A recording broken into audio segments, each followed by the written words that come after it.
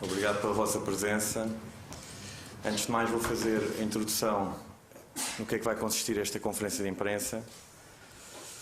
Primeira parte, vamos dar os primeiros dados da auditoria. O relatório final ainda não nos foi entregue, sobre o qual existem ainda alguns temas que nos parecem relevantes. A seguir, iremos debruçar-nos sobre a situação financeira, sobre a estratégia no futebol profissional, estratégia do futebol de formação, estratégia da marca Sporting. E vamos falar do que estamos a fazer e, sobretudo, do futuro. Ora bem, auditoria. Até ao momento, os pontos mais relevantes da auditoria são a Sociedade de Advogados MGRA, empresa onde Alexandre Godinho trabalhava, à data, vogal do Conselho Diretivo. Em 2018, contrataram o sogro de Bruno Carvalho para associado. 1,7 milhões de euros em 3 anos. Gastámos menos com todas as outras empresas de advocacia nos últimos 16 anos. Ou seja, o Sporting gastou com uma só empresa mais 50% do que gastou com todas as outras em 16 anos. O nosso departamento jurídico não tem visibilidade sobre o trabalho que foi feito por eles. Segundo a descrição das faturas, o Sporting pagou 1,7 milhões por trabalhos como assuntos da presidência, agenda, reunião Sporting, preparação de reunião, vários contactos com Bruno Carvalho, ponto de situação, correspondência com o Sr. Presidente, contactos com o Presidente, aconselhamento ao Presidente. Shaw Limitada. Pagamento de 60 mil euros de brindes e ofertas promocionais e 20 mil euros por serviços de divulgação da marca Sporting na comunidade chinesa. O Departamento de Merchandising não conhece a empresa. A empresa fechou a atividade após o pagamento. Batuque Futebol Clube, de Cabo Verde. Contrato conferindo o direito de preferência do Sporting sobre 7 jogadores pré-identificados. Não existe qualquer relatório do clube ou de terceiros sobre os jogadores daquele clube. Em janeiro de 2018, foi solicitado pela administração da SAD ao Departamento Jurídico uma minuta de acordo de resolução daquele contrato. Não obstante esse pedido, o valor de 330 mil euros foi liquidado em maio de 2018 e nunca foi restituído.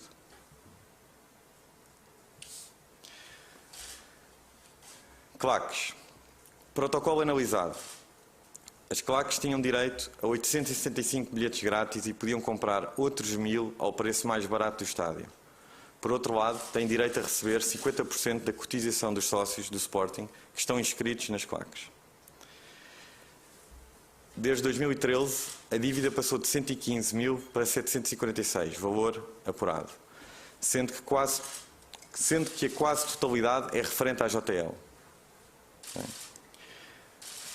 Isto é um assunto de auditoria, mas eu também queria pronunciar-me, porque também acho que interessa a todos sobre a nossa visão do Estado da Nação e aqui o Grupo de Apoios de Claques. Eu também tenho uma opinião sobre isso. E quero dizer o seguinte: é legítimo as claques criticarem a exibição da equipa? Claro que é. Pois também é legítimo eu criticar a exibição das claques. E eu não gostei, confesso, não gostei da atitude das claques nos últimos 2 jogos em casa. Querem um grupo de trabalho com mais internacionais portugueses? Querem um grupo onde exista o maior talento da formação? Nós também. Trabalhamos todos os dias para isso. Mas sabem qual é a principal razão de hoje não termos um grupo assim?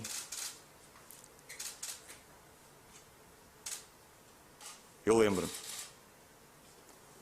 14 de maio de 2018. O dia do maior rombo financeiro e desportivo da história do Sporting. E hoje, quando o clube se está a reerguer, repito, reerguer, voltamos, antes de um jogo importantíssimo em casa, receber ameaças intimidatórias. Vejo exigências de quem? Vejo elementos de claques a protestarem com sócios anónimos que simplesmente estão a apoiar a sua equipa em Alvalade.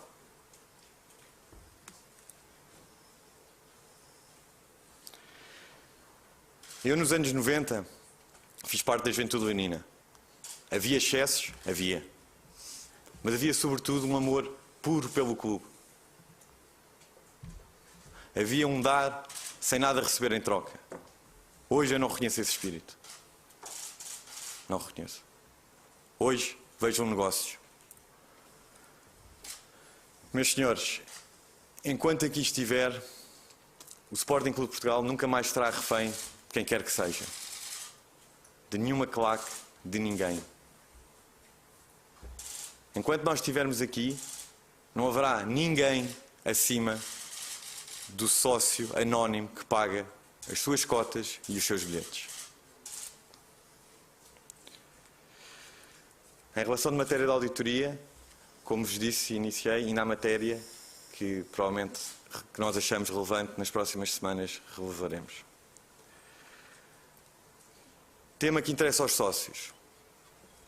Nós não iremos enganar os sócios. A nossa política é transparência. E sinceramente acho que o Sporting é demasiado grande, é muito grande para aguentar qualquer verdade. Acho que nenhum sócio gosta é de ser iludido. E então vamos à palavra realmente sócios. A 9 de setembro, o Sporting tinha 84 mil sócios pagantes. À data, este foi o número mais alto sempre de sócios pagantes.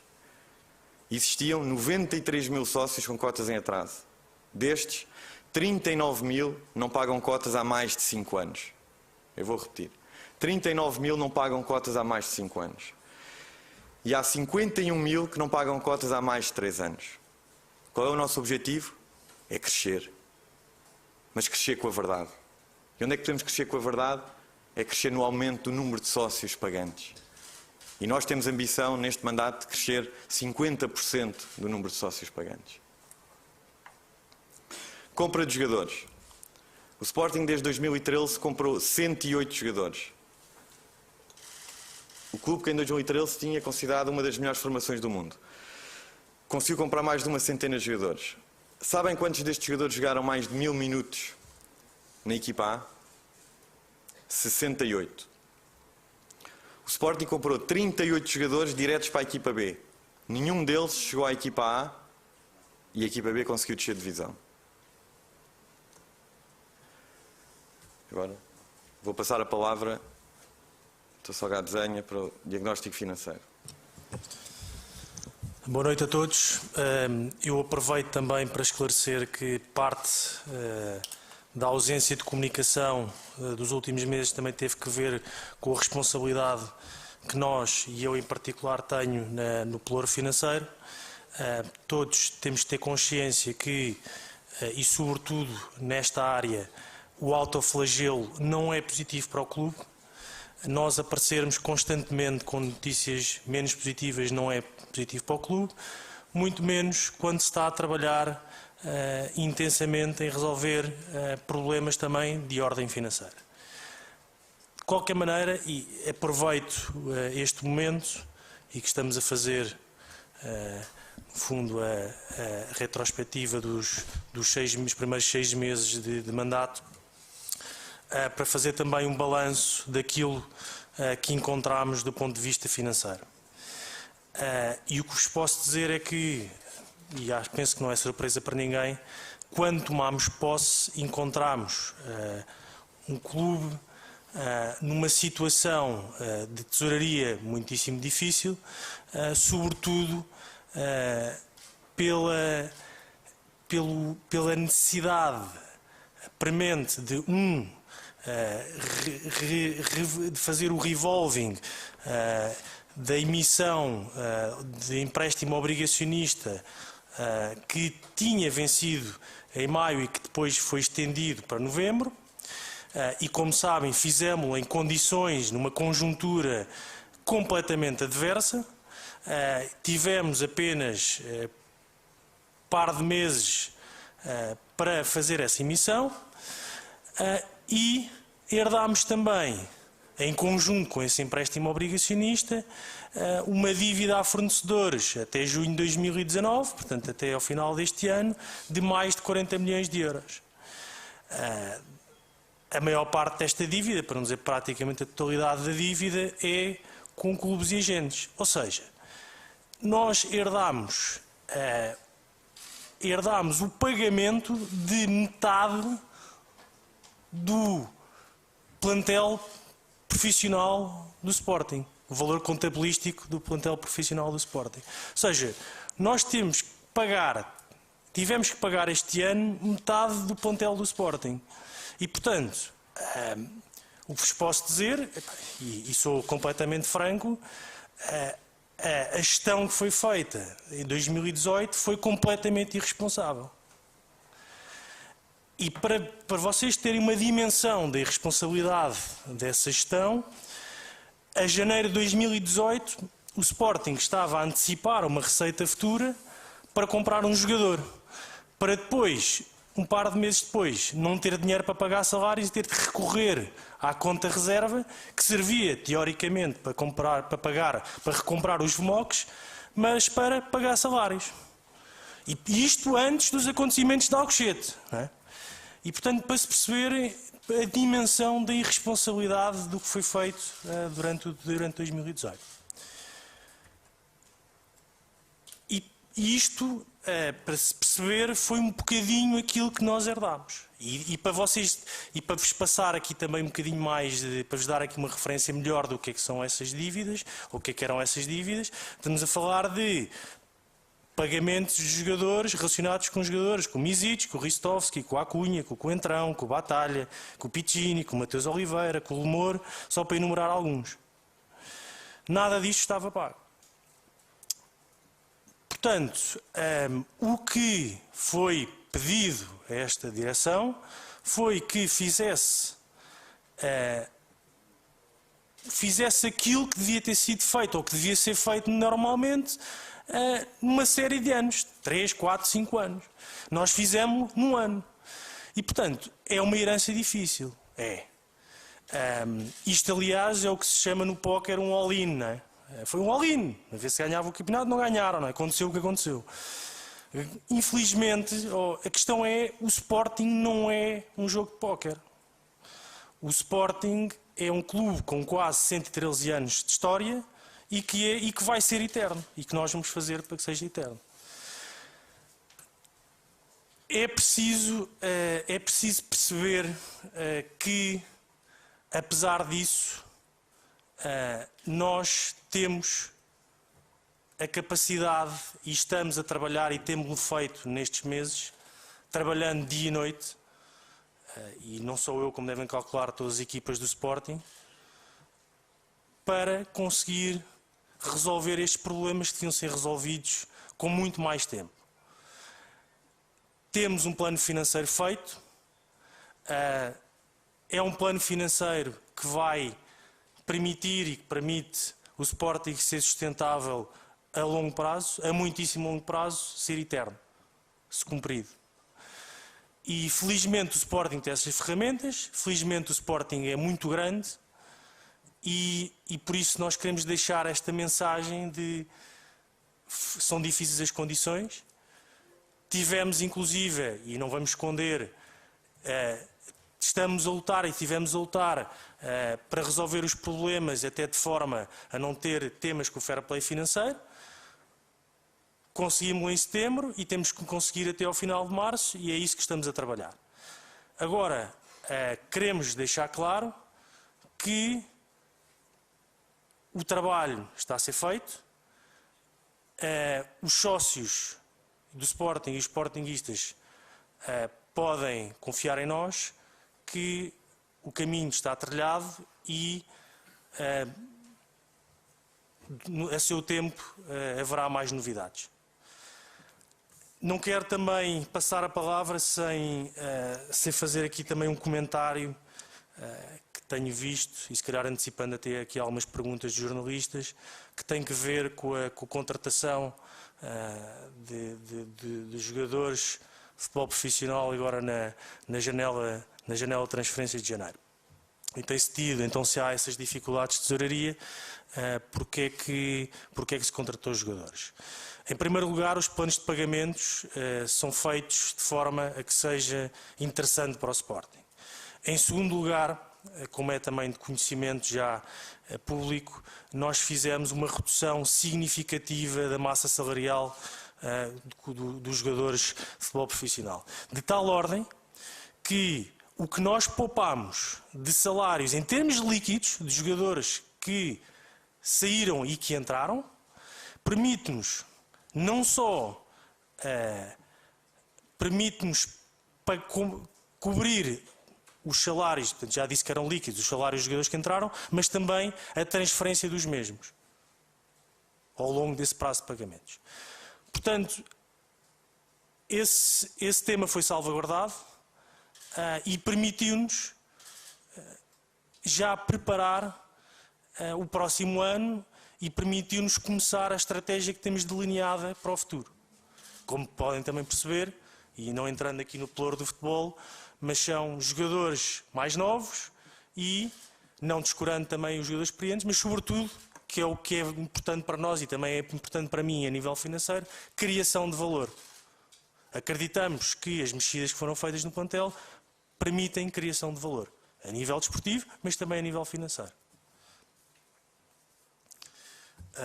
E passo agora a palavra ao Frederico. Diagnóstico desportivo, futebol profissional. E antes, deixem-me repor e relembrar de onde é que nós partimos, mas também o passado recente. O Sporting Clube de Portugal, nas últimas 2 épocas, teve os 2 maiores orçamentos da história. Venceu uma taça da Liga. Nos últimos 5 anos, ficámos por 3 vezes em terceiro lugar. Em junho de 2018, o clube viu-se confrontado com a perda de 5 titulares e da principal promessa da sua formação. A Comissão de Gestão conseguiu recuperar 2 jogadores que tinham rescindido. Na administração de Bruno Carvalho, essas saídas são reparadas com a entrada de Viviane Bruno Gaspar. A Comissão de Gestão contrata Diaby e ainda um empréstimo de Godelli. E a 9 de setembro entramos nós. No entanto, para nós, herdámos um plantel desequilibrado, com jogadores sem minutos, mas com uma massa salarial muito pesada. Não é esta a visão que queremos, não é este o plantel que nós idealizamos.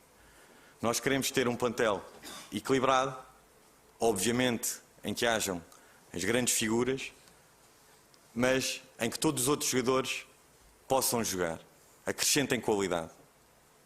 Este é o plantel que nós idealizamos e, ao mesmo tempo, com tudo isto, com uma redução de custos. Como é que é possível fazer isto? Com competência, trabalhando na formação e, sobretudo, com critério e na seleção das aquisições. E foi essa estratégia que adoptámos no mercado de inverno. E, para ser sincero, este mercado de janeiro diz muito como nós trabalhamos. Entraram 5 jogadores, saíram 8, e o Sporting reduziu a folha salarial em 10 milhões de euros, ano. E, sobretudo, a qualidade do plantel aumentou. Pois todos os jogadores que entraram têm capacidade para jogar. E só os jogadores que já entraram nestas últimas semanas já jogaram mais minutos do que 7 jogadores que saíram. Neste mercado de janeiro, também demonstrámos muito a nossa forma de trabalhar. Deixaram de existir Jogadores anunciados, pré-anunciados em capas de jornais que depois terminavam em outros clubes.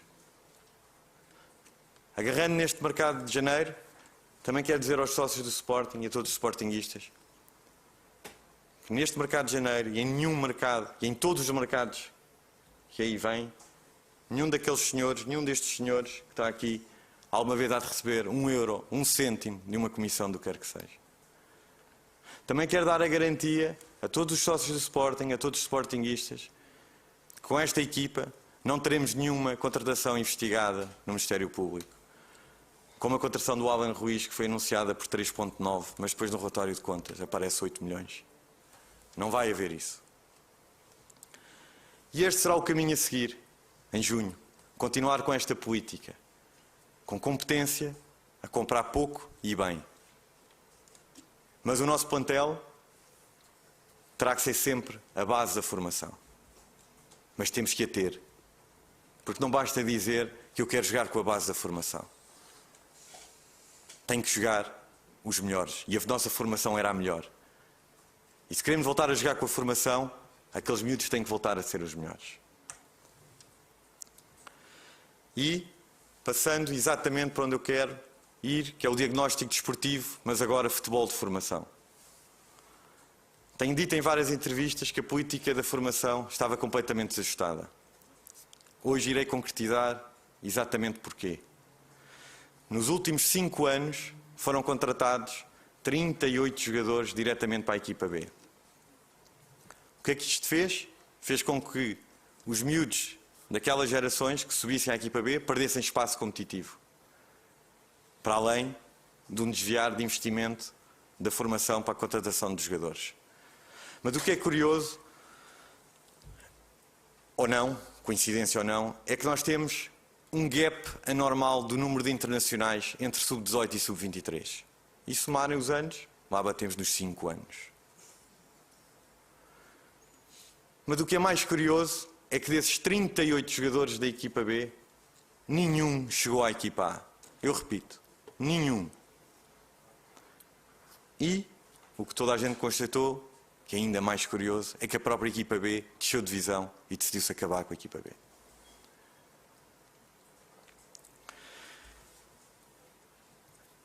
Mas não é só esse o problema. Hoje em dia a pirâmide está invertida na formação. Temos muito mais miúdos na academia do que no polo universitário. Temos dezenas de miúdos que estão na academia que praticamente não jogam. Temos plantéis demasiado grandes. Mas o abandono da academia não foi só nos meios humanos. Foi também nas infraestruturas. Só para vocês terem uma noção, o futebol profissional, e hoje a equipa sub-23, treina num relevado com mais de 16 anos de idade. Sabem qual é a duração num relevado? Máxima. 10 anos. Sabem quanto é que custa remodelar, substituir um relevado? Cerca de 200 mil euros. Era a política de investimento. É ali onde a equipa treina todos os dias. É ali onde eu ouço o meu treinador a queixar-se todos os dias da condição do relevado. Mas não ficamos por aqui. Os júniores e o futebol feminino profissional treinavam num campo sintético com buracos. Literalmente com buracos. Os atletas da formação, onde os miúdos dormem, vivem exatamente os quartos com exatamente a mesma mobília que tinham há 16 anos. Completamente degradada. Dormem nos mesmos colchões de há 16 anos.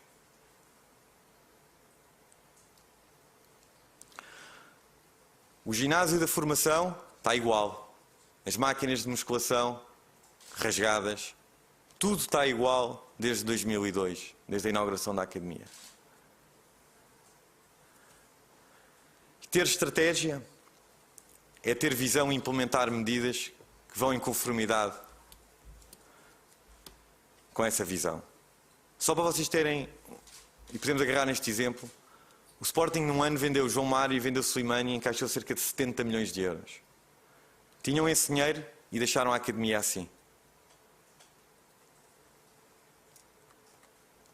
Nós, mesmo nesta situação financeira, estamos a mudar campos, estamos a expandir a academia, estamos a mudar os quartos dos miúdos. Este Conselho Diretivo não acredita na sorte, acredita no trabalho, no esforço, no conhecimento e na inteligência. E desde setembro, só na academia já implementámos direção técnica da formação, única, uma única direção técnica, academia mais polo universitária, uniformização de procedimentos, controle de treino, unidade de performance física coordenada pelo professor Francisco Tavares. Todos os treinos são monitorizados. A informação de cada jogador é trabalhada diariamente. Este trabalho fazia-se na equipa A, hoje já se faz no sub-23 e no sub-19. Hoje um treinador tem toda a informação diária de todo o atleta. Nunca se tinha feito isto. Gabinete de formação interna e liderança, implementado, já está em funcionamento, Tomás Moraes. Novo relevado sintético já está concluído e a ser usado. O futebol feminino profissional já treina num campo relevado com dignidade. Os júniores igualmente. Expansão da academia é uma realidade. Vamos construir mais 4 ou 5 campos. Já iniciámos o processo de licenciamento dos campos. Nem Roma, nem a academia se reconstrói num dia. Todas estas medidas que estamos aqui a anunciar são medidas que vão ter os seus efeitos, os seus frutos a médio e longo prazo. Não se compra na formação. Semeia-se, investe-se e depois colhe-se. Estragar é muito rápido estragar. Voltar a fazer, agora demora tempo. Agora vou passar a palavra. Eu vou falar um bocadinho sobre o nosso plano da marca e como o diagnóstico também da organização e tal como foi feito aqui pelos meus colegas da direção. Começarei primeiro pelo diagnóstico, apresentar um bocadinho as luzes. É verdade que já o fiz em diversas entrevistas, mas farei de forma um bocadinho mais abrangente. Depois explanarei de forma rápida e sucinta a nossa estratégia de marca para o futuro e depois concluirei. Em relação ao diagnóstico da organização e como eu olho para uma organização, eu vejo o primeiro pilar que é importante, que tem a ver com os recursos humanos. Recursos humanos que é que eu encontrei quando nós chegámos ao Sporting? Nós o que verificamos é pessoas que são muito comprometidas com o Sporting. No entanto, quando olhamos para as políticas de recursos humanos e para o investimento que é feito nestas pessoas, que no fundo são a sustentação desta organização, desta marca que é o Sporting, vimos que perderam benefícios, perderam o seguro de saúde, não têm orçamento para formação. O diretor de recursos humanos tinha o plano de formação e eles disseram: sim senhor, avança, mas damos-te 0 euros para o fazeres. Não havia sistema de avaliações, não havia análise de desempenho e remuneração de acordo com o desempenho. Portanto, no fundo o que vimos é uma estratégia em que os recursos humanos não são a prioridade. Ao mesmo tempo, temos uma organização completamente desajustada, em que, tal como eu disse anteriormente, noutra entrevista, não tínhamos diretor de marketing, não tínhamos diretor de IT. O marketing do Sporting era todo feito, a marca, por uma só pessoa. O digital só tinha uma pessoa. Muito aquém dos nossos rivais, dos clubes internacionais, daquilo que o Sporting necessita. Os recursos humanos, para se desenvolverem, também precisam de ferramentas. Ferramentas essas que têm a ver com experiência das pessoas que interagem com o Sporting, e aqui o ecossistema físico do Sporting, o estádio onde nós nos encontramos, ser uma parte-chave. E aí o diagnóstico também não é melhor. Desde o ponto de vista primário, por assim dizer, de segurança, em que, para vocês terem uma ideia, a cobertura não teve qualquer manutenção durante 13 meses. Nós já adjudicámos, como é óbvio. Por outro lado, em termos de experiência, víamos aquelas televisões em caixote, víamos uma zona corporate que estava desatualizada, muito aquém da experiência que estes mesmos clientes têm noutros estádios. Por outro lado, também para as pessoas poderem ter o máximo impacto, elas precisam de sistemas, elas precisam de processos. E aqui, mais uma vez, o que é que nós verificamos? Que eles não existem. Eles não existem. Os sistemas, desatualizados, o hardware que suporta esses sistemas, temos hardware em que já está fora de vida há anos. Se quisermos mudar uma peça, temos que ir à sucata. E, portanto, mesmo os sistemas, para dar uma ideia em relação, por exemplo, àquilo que o merchandising pode fazer e os stocks, é feito manualmente em Excel. Portanto, não há sequer um sistema de stock que permita automatizar as coisas e que faz com que tudo seja mais lento, tudo seja mais ineficiente. Portanto, não dão a ferramenta certa às pessoas para as pessoas potenciarem o seu talento. E este é o diagnóstico. Diagnóstico este que é que resulta concretamente? Resulta, por exemplo, que nós tínhamos vendido apenas 400 bilhetes na app do Sporting durante o ano passado.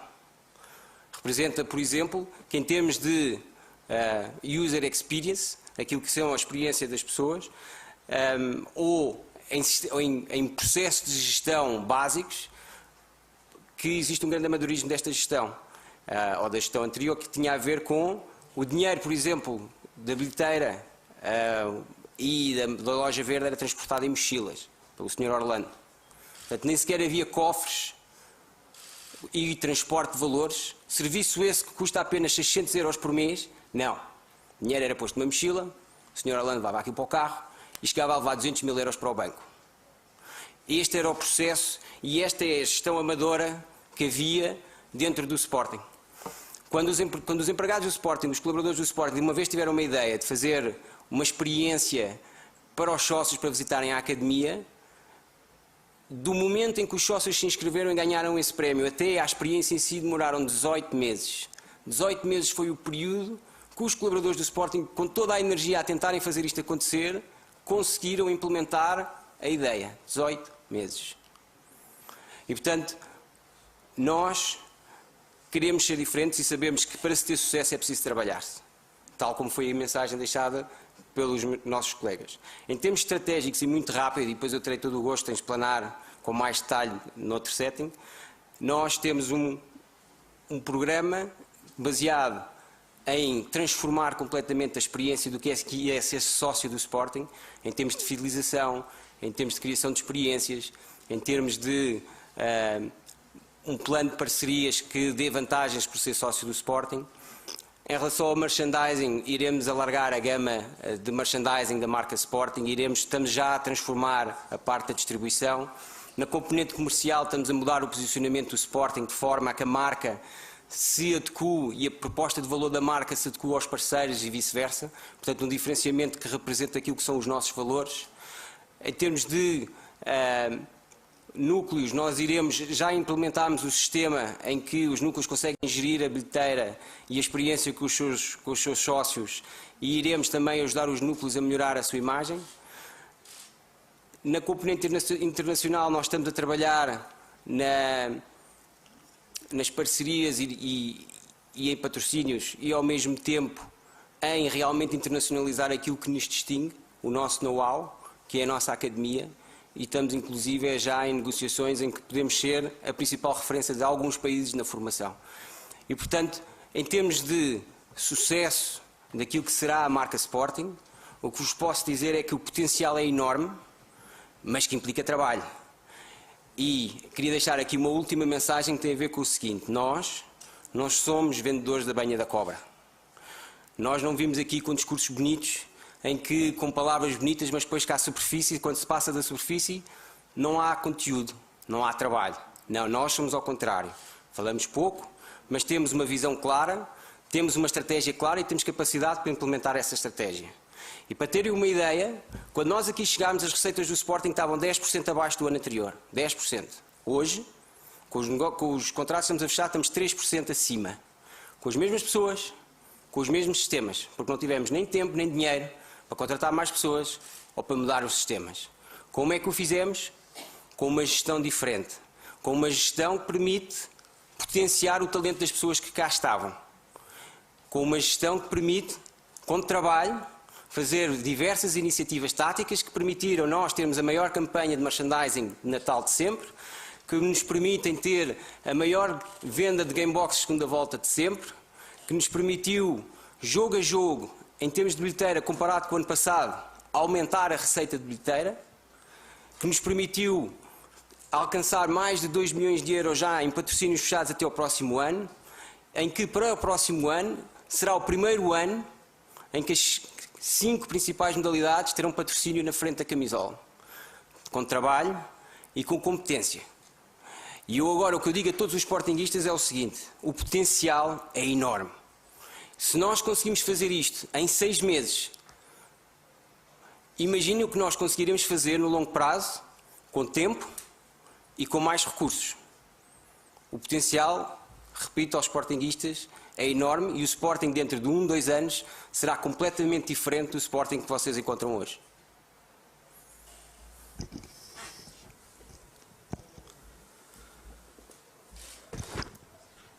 Meus senhores, concluindo, nós temos um rumo. Nós estamos a implementar sérias reformas no futebol profissional, no futebol de formação, nas modalidades, em toda a máquina empresarial Sporting. Não se vence à custa do grito.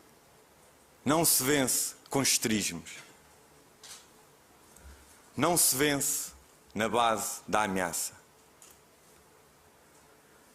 Não se vence com demagogia, com populismo, com venda de ilusões. Pois as ilusões desiludem sempre as pessoas quando a realidade bate à porta. Mas também não se vence a bater com a mão no peito, no símbolo, 1, 2, 3 vezes, no dia de jogo, para mostrar empenho para a bancada, quando se trabalha mal durante a semana. E também, muitas vezes ouço, o Sporting entra, a camisola do Sporting tem sempre a obrigação de ganhar. Pois é. Mas as camisolas por si não vencem jogos.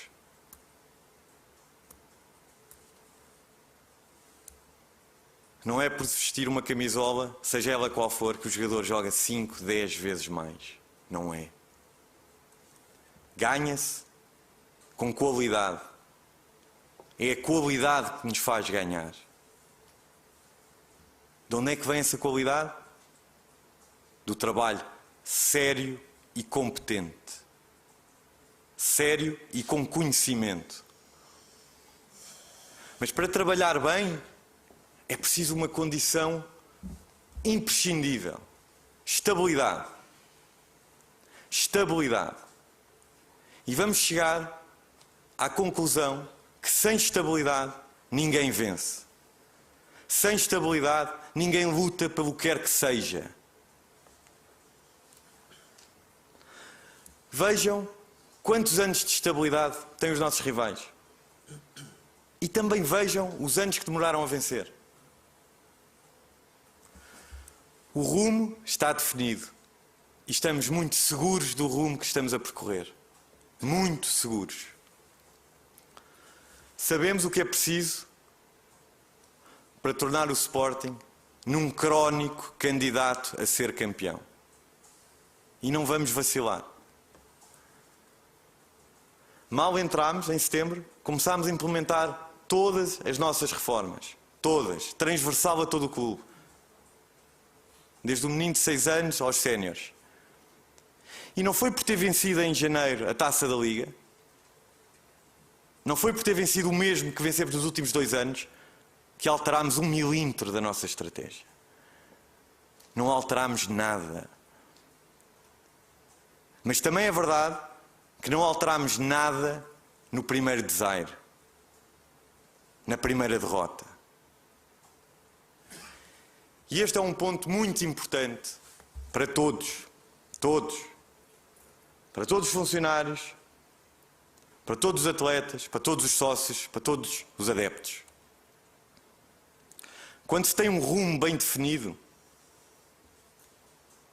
não se treme, não se vacila, não se recua na primeira contrariedade, na primeira queda, na primeira derrota.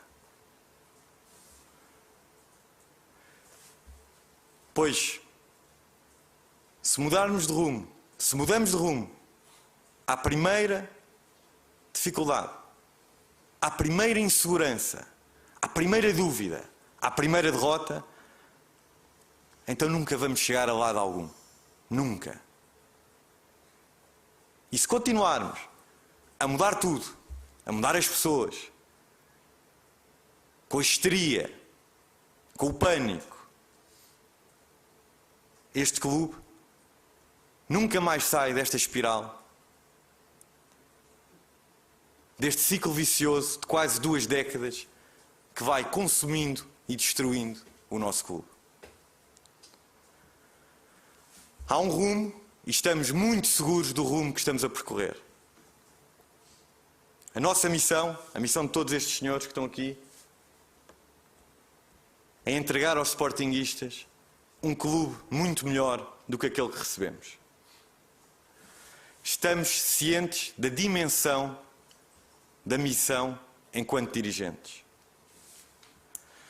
Que todos estejamos cientes da dimensão da nossa missão enquanto sócios deste clube, que merece o melhor que cada um dos seus sócios tem para dar. O futuro é Sporting. Sporting sempre.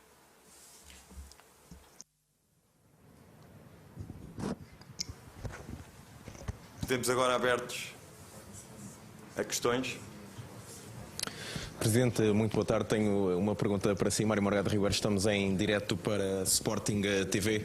Presidente, o que é que este Conselho Diretivo do Sporting Clube de Portugal vai fazer em relação aos resultados da auditoria?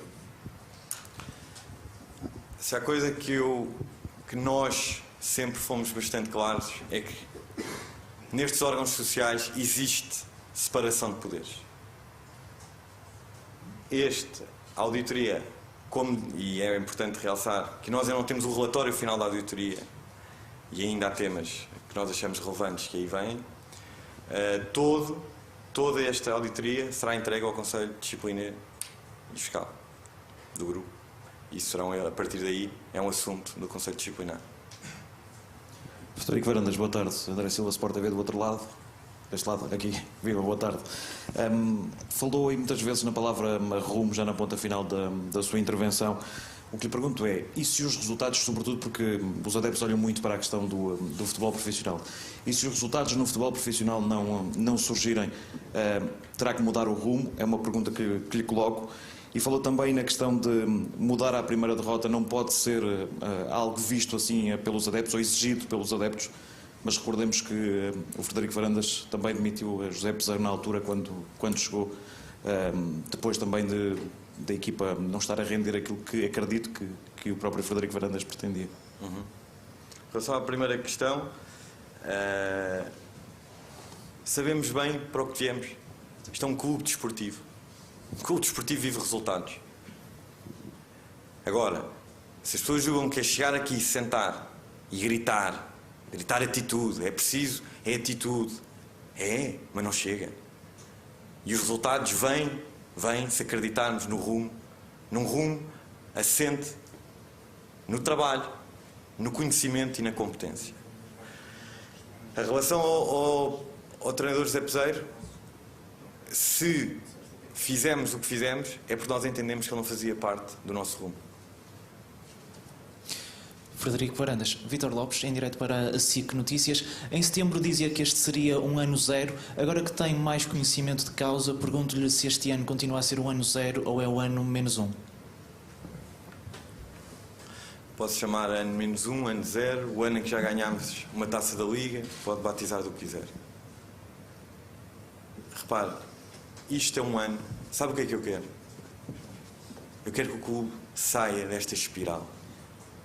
Ninguém mais do que nós aqui queremos o Sporting a vencer. Mas enquanto as pessoas acharem que é só mudar as caras das pessoas, sentarem-se aqui e pôr-se a gritar que vamos vencer e deixar de vencer, não. É preciso, o que eu disse, qualidade. Qualidade em todos os setores do Sporting. E a qualidade só vem com trabalho. Só vem com trabalho. Se um clube que vem de onde vem, perdendo o que perdeu desportivamente e financeiramente, Se achássemos que era fácil chegar aqui e vencer, então estávamos a brincar com todos os outros clubes. Presidente, aqui, João Pedro Oca, estamos direto para a Bola TV. Olhando para aquilo que fez nestes últimos 6 meses e colocando a hipótese de haver eleições amanhã, acha que voltaria a reunir a preferência dos sócios? Se voltaria aqui...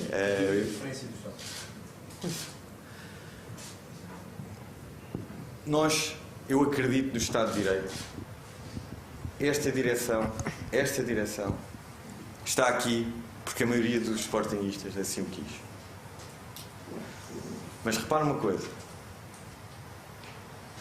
Esta direção nunca disse, nem nunca vai dizer, que temos o objetivo de ser populares. Muitas vezes, somos obrigados a tomar medidas que não são populares, que eu entendo que as pessoas não percebam, mas que é o melhor para o Sporting. E o tempo vai o dizer. Muito boa tarde, João Alves Domingos, estamos em direto para a RTP3. O que lhe perguntava era, disse há pouco que queria um Sporting sustentável. Na projeção que tem, a partir de quando é que essa possibilidade pode acontecer? A partir de quando é que o Sporting pode ser sustentável? E outra pergunta que lhe coloco, disse que queria uma maior aposta na formação, contratações mais cirúrgicas, mas neste momento aquilo que vemos no Sporting de Marcel Kaiser é que não existe muito espaço para os jovens da formação na equipa titular. Em relação à sustentabilidade, nós estamos a trabalhar nisso. Aliás, vários passos já foram tomados, já fizemos o referenciamento do empréstimo obrigacionista, estamos a trabalhar noutros processos e, a seu tempo, teremos com certeza a situação financeira completamente definida. Entretanto, vamos trabalhando, como disse, e, portanto, quando for o momento, também comunicaremos. Em relação à sua segunda pergunta, quando se vai ao mercado de janeiro ou ao mercado de verão, compra-se um jogador feito. Como eu disse, na formação não se compra. Forma-se, demora tempo. Se hoje vivemos um problema, que é um problema evidente com factos, nomeadamente entre o escalão sub-18 e sub-23, acho que está tudo dito. Por isso, eu não tenho qualquer dúvida que o treinador vai jogar quem tiver qualidade. E não tenho qualquer dúvida que o futuro do Sporting tem que ser a base da equipa, ser da formação. Mas para isso temos de ter qualidade na formação. Boa tarde, Rita Mendonça, TV 24. Queria lhe perguntar, há pouco falou de ameaças, falou de um adepto. Eu gostava de perguntar se podia explicar um pouco mais que ameaças que foram feitas a jogadores. Se pudesse explicar um bocadinho melhor essa parte. Sobre ameaças, eu confesso que desde o verão de 2008 que a noção de ameaça para mim é muito relativa. Não, o que eu quis dizer, não em relação a mim, porque eu para mim estou tranquilo, não gosto, é em relação ao ambiente criado com uma equipa que se está a reerguer, um clube que se está a reerguer, mensagens intimidatórias na véspera de um jogo. Ponto. Foi visível nas redes sociais. Acho que não ajuda. Porque nós, atenção, eu fiz parte de uma claque, eu acho as claques importantes, mas claques que apoiem e que ajudem o clube. Boa tarde, Presidente. Filipe Ferreira, para a CMTV. 2 perguntas. Primeiro é se Marcel Kaiser vai continuar a ser o treinador do Sporting numa hipotética... se, por exemplo, o Sporting ficar pelo caminho na Taça de Portugal e se não atingir, no mínimo, o segundo lugar, que está difícil. E a segunda pergunta é qual é o comentário que tem às declarações no livro de Bruno de Carvalho, ex-presidente do Sporting, em que o acusa de estar a planear uma candidatura desde 2016. Sobre esses cenários desportivos, eu não vivo de SIS, vivo de realidade. E a realidade é que nós acreditamos muito no trabalho que está a ser feito. Trabalho que não vem de um dia para o outro. Não é trabalho que vem de estalar um dedo e as coisas acontecem. acreditamos nesse trabalho e acreditamos no nosso treinador, obviamente. Em relação à sua segunda pergunta, eu vou-lhe dizer o seguinte.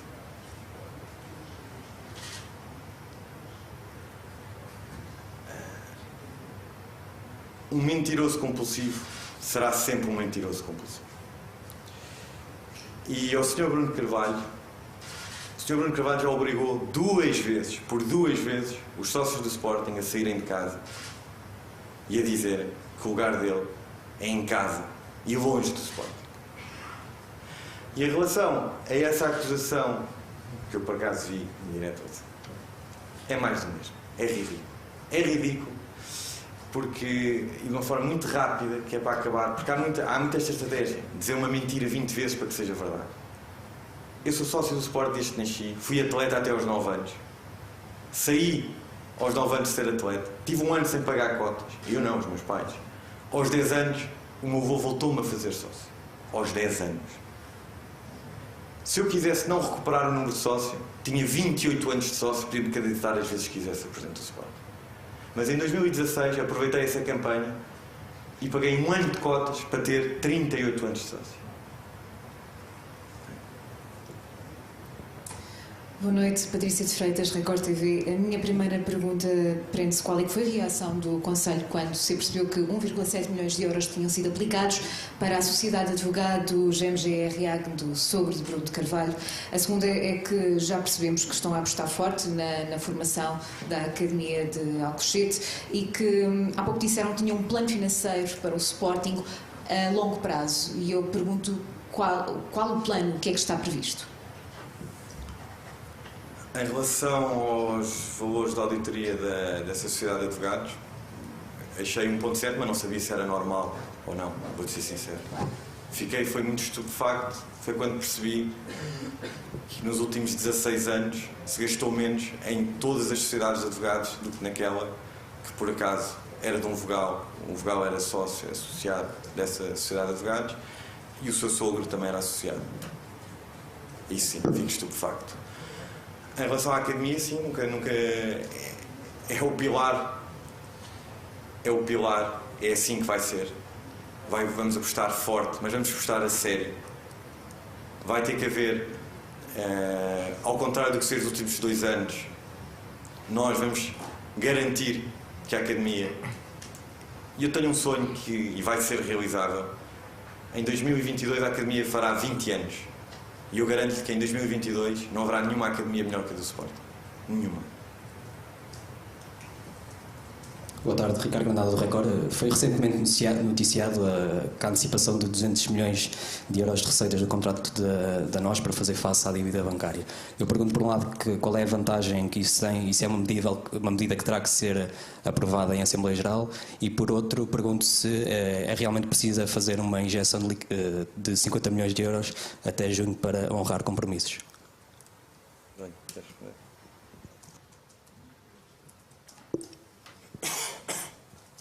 Esta direção não comunicou nada relativamente a nenhuma transação, portanto eu não tenho comentários a fazer.